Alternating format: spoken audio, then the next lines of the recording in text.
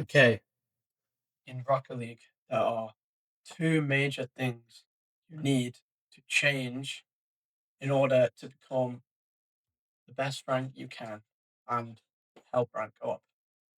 Help rank up, that makes no sense. These settings will help you rank up in Rocket League a lot easier and effectively to help you maybe hit more clips. You might want to hit more clips. You might want to, rank up. Well, these camera settings may help. So basically, what we're first going to go over is field of view. Field of view is a big part on your gameplay. You don't want to have it at 60 because you're going to have your camera settings looking like this. But you also want to have it pretty high. Like, usually I have mine at 110, so you guys can copy it if you want. I don't recommend having it below 108. But, if you want to be different, be original, be unique, you know what? You can have it at 60 if that floats your boat. Same with distance. You don't want to have it too low and you don't want to have it too high. So I'd say about 240 is about the maximum you'd have it at. You don't want to have it any lower, but also you don't want to have it too high. Otherwise, your camera settings are going to be looking like this, and you are not going to be ranking up to any high rank with your camera settings looking like this. So what I recommend is 270.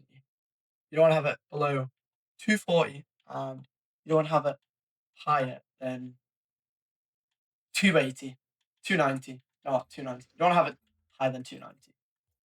And with the height, I really don't recommend going lower than 100 or higher than 120 or 110 even. I don't recommend going higher or lower than 100 to 110. So you can have it in between. But honestly, it's entirely up to you. Whatever, you can customize it to your liking. That's a nice musty. And basically, with the angle, if you want to focus more on flicks, have it at a low angle. But honestly, if you're like past platinum and you somewhat know how to flick, then I suggest putting it between -2. Wait, sorry, -3 and five, -5, -3 and -5. If you already know how to somewhat flick, this is -5 right here.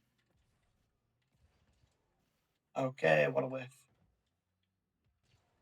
Yeah, that's -5 for you guys. I'll show you guys -3. This is -3. This is like some sort of setting I would use. It's nice. I use -4, but whatever suits you guys best. And with stiffness, I don't really know what it does, but you can, you know, if you do notice a difference, then definitely change it. But I have mine at 0.35. And then with swivel speed, I have mine on 6.2. The transition speed, what that is basically how fast your camera snaps onto the ball when you toggle your ball cam. So this is one. And then obviously if you want to have it snapping straight to the ball every time with no delay, use two. See how it snaps like that. But usually what I would recommend is having your transition speed at 1.3 to 1.5. But I have my no 1.3 to 1.6. I have mine at 1.5. And then with the demo transition speed, just have it on zero as useless. And make sure to turn off your in the swivel. Otherwise, you're going to be all over the place with your swivel speed. And then with the camera shake, never have it on. If you don't know what camera shake is, when you hit the ball, your camera shakes. But for some reason, it's not actually shaking. That's a terrible, terrible example. And then basically, with the control settings, you want to have it between 1.2 controller settings. Oh, yeah, sorry, yeah, the control settings with the steering and aerial, you want to have it between 1.2 and 1.5. You don't really want to go any lower because it's going to be too slow and you're gonna find that everybody is gonna be beating you to the ball, and you don't have it too high, otherwise it's gonna be out of control, and you're gonna be spinning out constantly, and it's not great. Although Monkey Moon has his at 6.